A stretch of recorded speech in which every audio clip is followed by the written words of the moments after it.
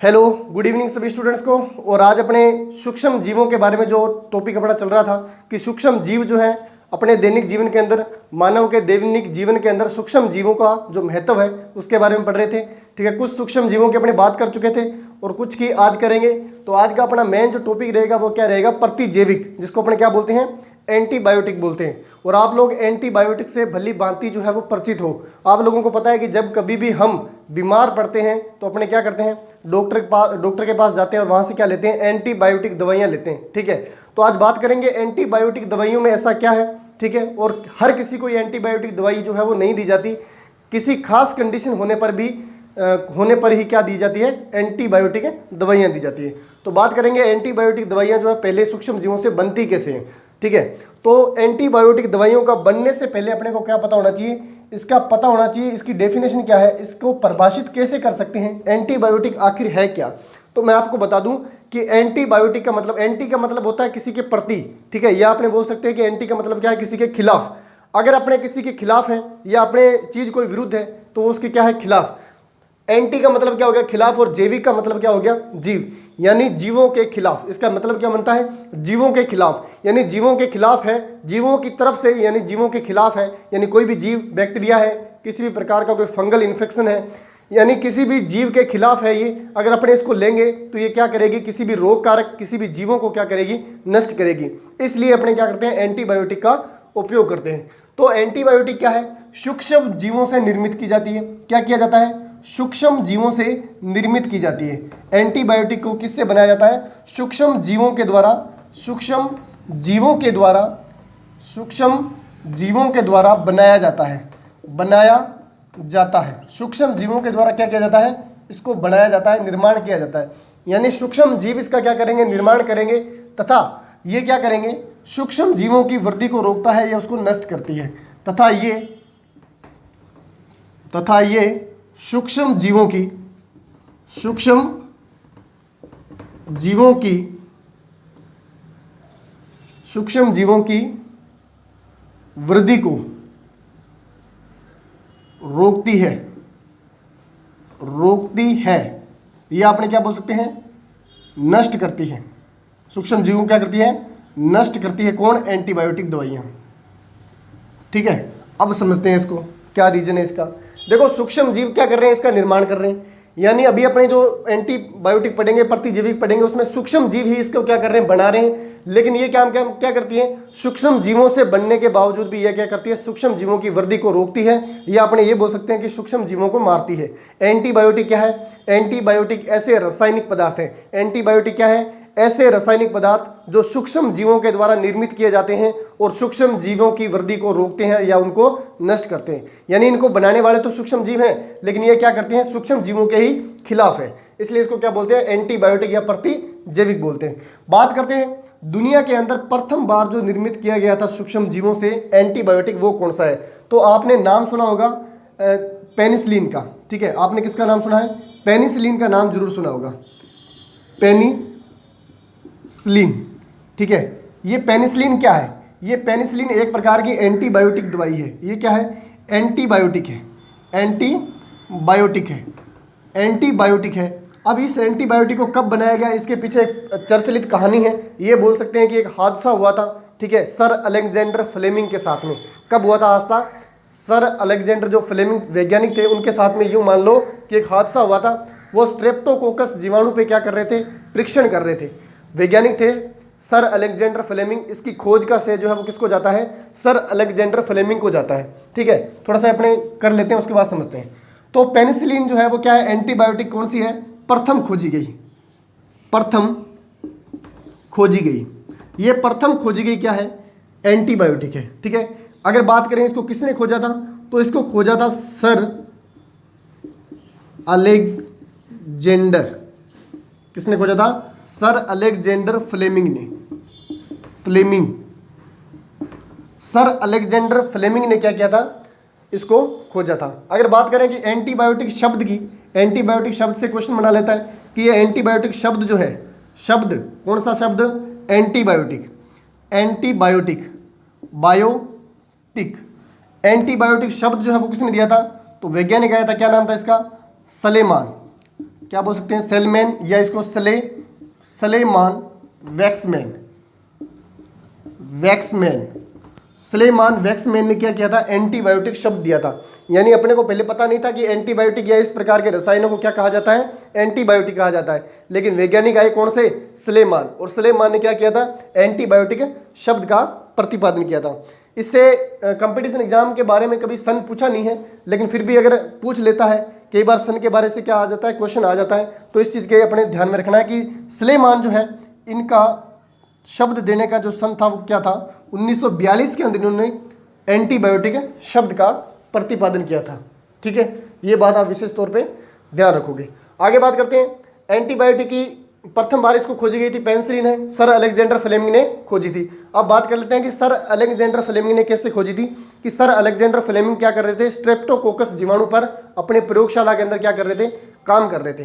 तो उन्होंने देखा था कि कोई प्लेटें जो है, अब स्ट्रेप्टोकोकस जो है वो जीवाणु है, ठीक है, और वो भी सूक्ष्म जीव है। तो वो क्या देखते हैं कि कुछ प्लेटें जो है वो धोई हुई नहीं थी, तो वहाँ पे क्या आ जाती है, कवक उग जाती है, मोल्ड उग जाती है। कवक को क्या बोलते हैं, मोल्ड या कवक बोलते हैं। ठीक है, तो वहाँ पे कवक उग जाती है, और वो कवक क्या करती है, जो जीवाणु उस प्लेट पर चिपके हुए थे उनको मार देती है, उनको नष्ट कर देती है, या ये बोल सकते हो कि उनकी वृद्धि को नियंत्रित कर लेती है। तो सर अलेक्जेंडर फ्लेमिंग को अचंभा हुआ, और वो देखते हैं इस बात को कि सूक्ष्म जीव है कोई, यानी मोल्ड आई है, कवक आई है, जो क्या कर रही है, स्ट्रेप्टोकोकस जीवाणु को मार रही है। जो प्लेट के ऊपर स्ट्रेप्टोकोकस जीवाणु लगे हुए थे, वहीं पर एक कवक उगी है, वो क्या कर रही है, किसी रसायन का स्रवण कर रही है, और वो रसायन क्या कर रहा है, उन जीवाणुओं को मार रहा है। तो उन्होंने पता लगाया कि रसायन जो है वो कौन सा है। तो बाद में पता चला कि रसायन तो कौन सा है, पेनिसिलिन है। ये रसायन कौन सा निकला, पेनिसिलिन रसायन निकला। और जिस कवक से पेनिसिलिन रसायन का स्रवण हो रहा था, ठीक है, जिस मोल्ड से ये बन रही थी, उसको नाम क्या रख दिया गया, पेनिसिलियम नोटेटम। क्या रख दिया, पेनिसिलियम नोटेटम।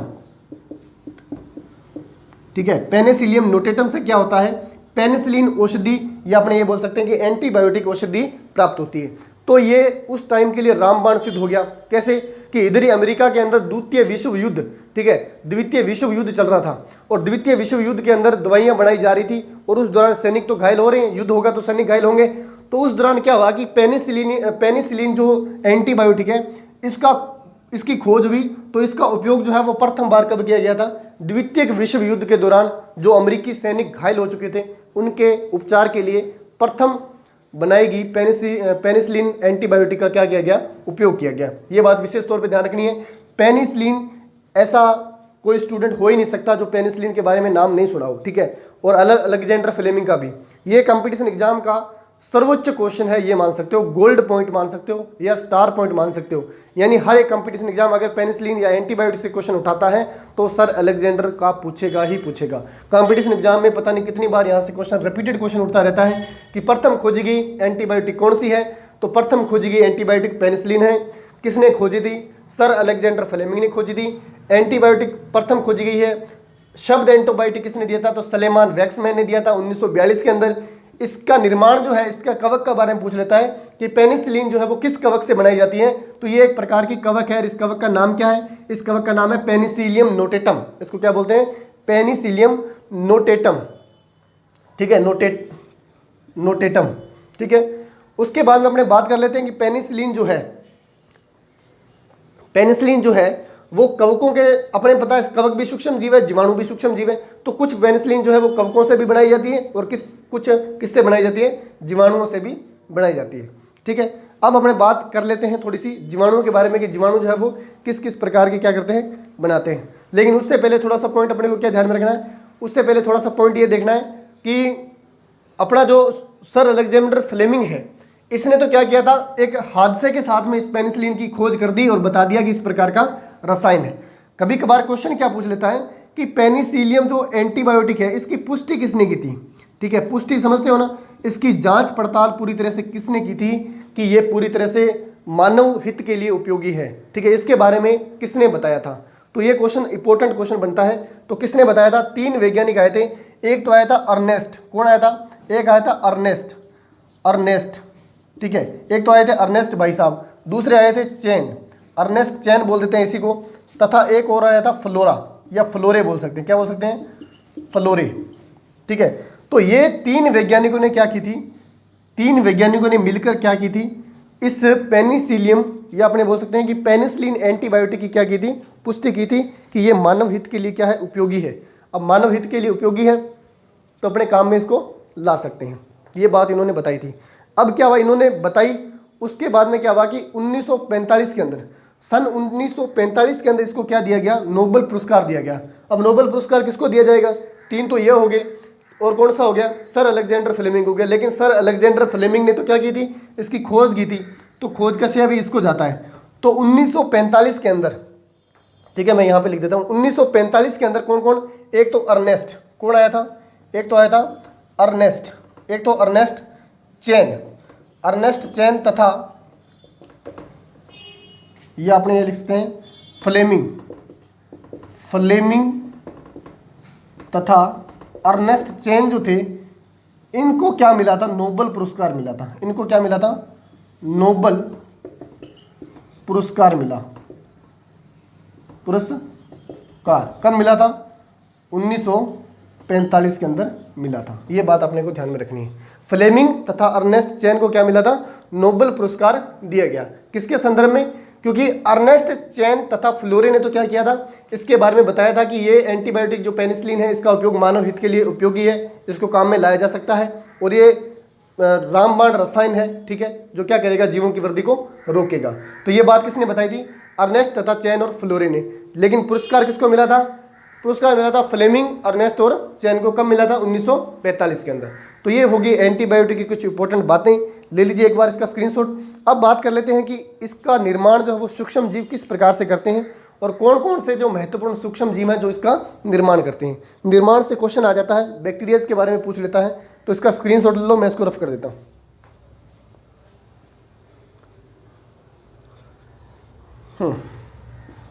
ठीक है भाई, अब बात करेंगे इसके निर्माण के मेथड की, ठीक है। तो इसका निर्माण जो है वो तीन टाइप से जो है इसका निर्माण होता है, ठीक है। तीन प्रकार से बैक्टीरियाज करते हैं, कुछ प्रजातियां हैं बैक्टीरियाज की, कुछ कवक हैं, उनके बारे में जो मेन है उन्हीं की चर्चा करेंगे। तो इसका निर्माण जो है वो तीन प्रकार से होता है। इसका निर्माण कितने प्रकार से होता है, तीन प्रकार से। तीन प्रकार से इसका निर्माण जो है अभी तक ज़्यादातर किया जा रहा है। कौन कौन सा प्रकार है, पहला जो प्रकार है वो है यू बैक्टीरिया। कौन से है, यू बैक्टीरिया, बैक्टीरिया, ठीक है, यू बैक्टीरिया, यानी ये जीवाणु हैं। इन जीवाणुओं की कुछ प्रजातियां हैं जो क्या करती हैं, पेनिसिलिन नहीं बनाती, लेकिन पेनिसिलिन की तरह ही क्या बनाती हैं। पेनिसिलिन तो प्रथम खोजा गया एंटीबायोटिक था, लेकिन एंटीबायोटिक बनाती है, ठीक है। और एंटीबायोटिक किस रोगों में काम आती है, जैसे लेप्रोसी हो गया, लेप्रोसी रोग हो गया, कुष्ठ रोग हो गया, ठीक है, डिप्थीरिया हो गया जिसको काली खांसी बोलते हैं, ठीक है। तो इस प्रकार के जो भयंकर बीमारियां थी, ठीक है, जिनसे निजात नहीं मिल रही थी दूसरी दवाइयों से, उनसे निजात किसने दिलवाई है, एंटीबायोटिक ने दिलवाई है। और अपने को पता है कि आज भी हम बीमार पड़ते हैं तो डॉक्टर साहब आखिरी में क्या देते हैं, जब वो इंजेक्शन लगा लगा के बेचारे थक जाते हैं, जब उनको पता चलता है कि अब पार नहीं पड़ेगी दूसरे इंजेक्शन की, ठीक है, डोज जो है वो थोड़ा अच्छी वाली देनी पड़ेगी, तो क्या करते हैं, एंटीबायोटिक का इंजेक्शन देते हैं। तो सर पहले ही दे दिया जाता है एंटीबायोटिक का, तो अगर भाई पहले एंटीबायोटिक का इंजेक्शन दे दिया जाए तो व्यक्ति की डेथ तक हो सकती है, क्योंकि एंटीबायोटिक एक हैवी डोज है। हैवी डोज होने के साथ साथ में कई बार जो मरीज होता है उसका शरीर उसको एक्सेप्ट नहीं कर पाता, और एक्सेप्ट नहीं कर पाता तो क्या होता है कि व्यक्ति की बुखार के अंदर या अलग बीमारी के अंदर अत्यधिक डोज, ओवरडोज देने के कारण उसकी मौत तक भी हो सकती है, ठीक है। तो ये अपने ज़्यादातर मान लेते हैं, क्या मान लेते हैं, अपने ये मान लेते हैं कि डॉक्टर साहब तो पहले क्या कर रहे थे, पानी के भर भर के इंजेक्शन ठोक रहे थे। जब उनको बिल बना लिया उन्होंने अच्छा सा, उसके बाद में उन्होंने क्या कर दिया, अच्छी दवाई दे दी। हालांकि ऐसा नहीं होता है, कुछ एक डॉक्टर हैं जो ऐसे फ्रॉड भी करते हैं, ठीक है, लेकिन सारे डॉक्टर ऐसे नहीं होते। पहले वो क्या करते हैं, डोज उसी हिसाब से देते हैं कि रोग किस प्रकार का है।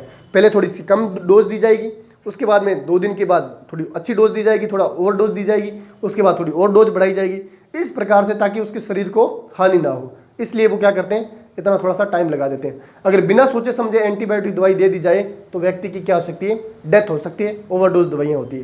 क्योंकि एंटीबायोटिक दवाइयों को झेलने के लिए अपनी बॉडी के अंदर इम्यूनिटी सिस्टम यानी इम्यूनिटी पावर भी होनी चाहिए, वरना एंटीबायोटिक दवाइयाँ जो है अपना शरीर एक्सेप्ट नहीं करेगा, ठीक है। तो बनाने की बात कर रहे थे, कुछ एंटीबायोटिक दवाइयाँ जो है, और एंटीबायोटिक नहीं देने का एक रीज़न और भी है कि थोड़ी सी महंगी आती है, ठीक है, निर्माण कम हो रहा है तो ये क्या होती है, थोड़ी सी महंगी भी आती है। तो यू बैक्टीरिया जो है इसकी कुछ प्रजातियां क्या करती हैं, एंटीबायोटिक दवाइयां बनाती हैं। जैसे मैं बात करूं बेसिलस की कुछ जातियां हैं, बेसिलस, बेसिलस, बेसिलस बैक्टीरिया है। बेसिलस की कुछ जातियां, बेसिलस कुछ जातियां क्या करती हैं, एंटीबायोटिक दवाइयां बनाती है, प्रतिजैविक बनाती है। कितना परसेंट बनाती है बेसिलस की जातियां, तो ये लगभग 70% तक क्या करती हैं, ज़्यादातर बेसिलस की जातियां यानी 70% जातियां बेसिलस की क्या करती है, एंटीबायोटिक दवाइयां बनाती है।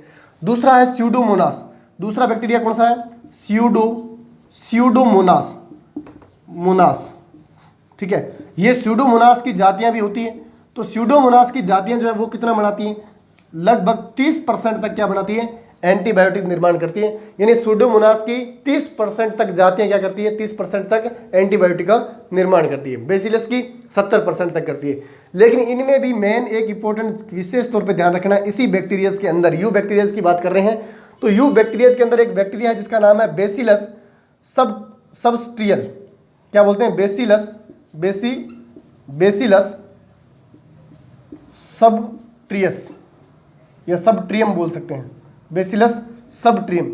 ये क्या करता है, अकेला ही, ठीक है, केवल अपने केवल लिख सकते हैं इसको, क्या लिखते हैं, केवल बेसिलस सबट्रियम भी है, ये अकेला ही क्या करता है, 60 से अधिक एंटीबायोटिक का निर्माण करता है, 60 से अधिक एंटीबायोटिक का निर्माण करता है, 60 से अधिक एंटीबायोटिक का क्या कर देगा, निर्माण कर देगा। कौन सा बैक्टीरिया, बेसिलस सबट्रियम। बेसिलस सबट्रियम जो बैक्टीरिया है वो केवल अकेला ही, इस यू बैक्टीरिया का प्रजाति है, इस यू बैक्टीरिया का जीव है, वो अकेला ही क्या कर देगा, 60 से अधिक प्रकार के एंटीबायोटिक का निर्माण कर देगा। उसी तरह से अपने देखते हैं दूसरा प्रकार, ठीक है, ये तो हो गया बेसिलस जातियों का। दूसरा होता है एक्टिनोमाइसिटीज जो होती है,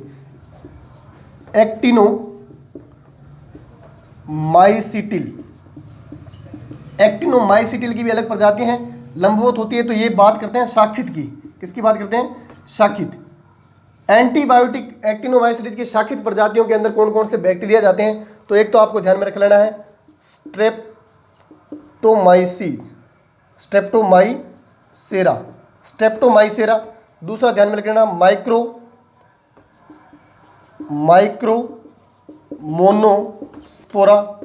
माइक्रोमोनोस्पोरा भी इसी के अंदर आता है, ठीक है। और क्या ध्यान में रख लोगे, स्ट्रेप्टोस्पोरोजियम,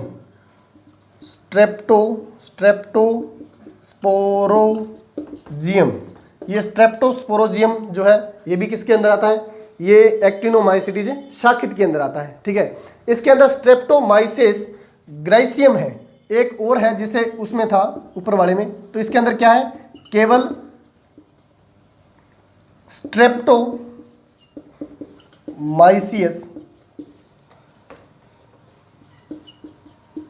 ग्राइसियम, ठीक है। इस बैक्टीरिया जो है, कौन सा बैक्टीरिया है, केवल स्ट्रेप्टोमाइसियम ग्राइसियम जो है, ये बैक्टीरिया के द्वारा 40% तक क्या किया जाता है, इस बैक्टीरिया के द्वारा 40% तक क्या किया जाता है, एंटीबायोटिक का निर्माण किया जाता है, ठीक है। तो मैंने दो प्रकार के मेथड बता दिए, दो प्रकार के, यानी यू बैक्टीरिया और एक्टिनोमाइसिटिल।